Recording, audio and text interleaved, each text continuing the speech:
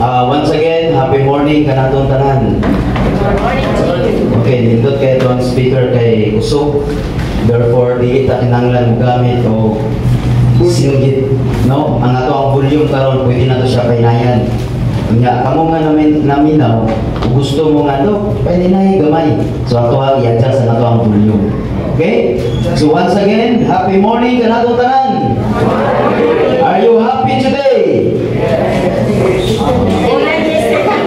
Are you happy today? Yes! Okay, no? So, indong alternatibo, gusto na to i-remind permanente, no? Nadya sa likod. Gusto na to i-remind permanente nga every time nga naipangutana, kung ang pangutana is, are you happy today? Kunya ang ato ang tubag, yes. If yes ang atong tubag, ang atong buhaton, di ba nitubag man mo yes? Okay. So next, i-upgrade na to gamay, i-remind na to gamay, o I'm sure na kanunod mo ani, kailangan ta mo tindog. Pwede ba? Pangutana, kaya ba mo tindog? Yes! Yes! Kaya mo tindog? Kaya! Okay, dito sa tandag gagapon na ay dili kaya mo tindog.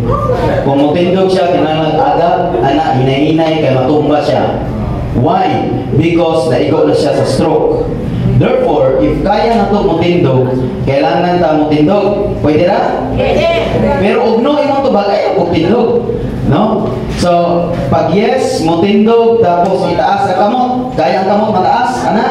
Kaya pa? Kaya. Sige, mitras kaya pa, itaas na to, no? Katong dili na kaya mataas, ayaw lang po itaas, ha? Ayaw buksa.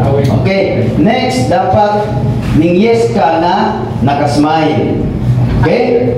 So, pag tubag ni mo yes, mo tindog ta, sabay taas ang kamot, tapos isulti ang yes nga nakagawas ang ato ang nindot nga smile. Okay? So, once again, are you happy today? Yes! Okay, atong squad. Sige. By the way, sige ma'am, salamat ma'am.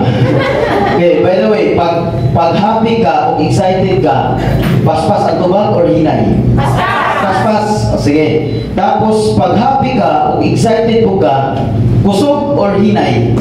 Kusog. O, itay na to sa Surigao, no? Kung paspas, kusog, excited ba? So, once again, are you happy today? Yes! Are you excited today? Yes! No? So, pwede na maglingkod.